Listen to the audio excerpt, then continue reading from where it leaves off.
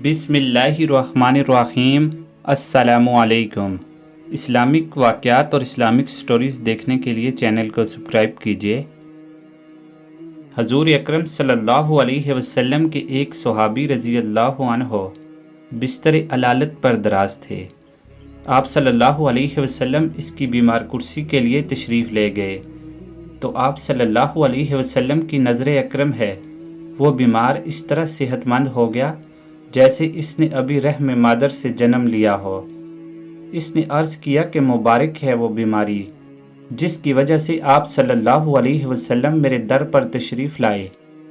آپ صلی اللہ علیہ وسلم نے اس بیمار صحابی رضی اللہ عنہ سے دریافت فرمایا کہ کیا تم نے کوئی ایسی دعا کی تھی جو تمہارے لیے وبال جان بن چکی ہے؟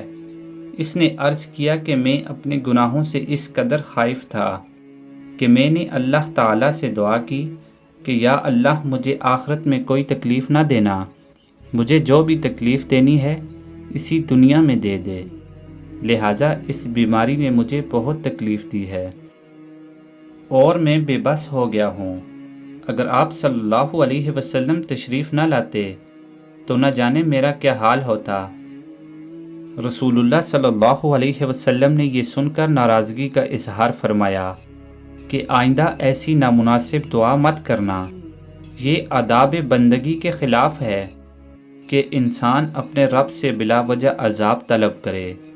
انسان تو ایک کمزور چمٹی کی مانند ہے، اس میں یہ طاقت کہاں ہے کہ اتنی آزمائش اٹھا سکے۔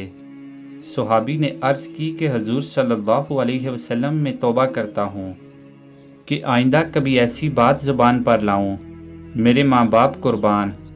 آپ صلی اللہ علیہ وسلم اب آئندہ کے لیے میری رہنمائی فرما دیں۔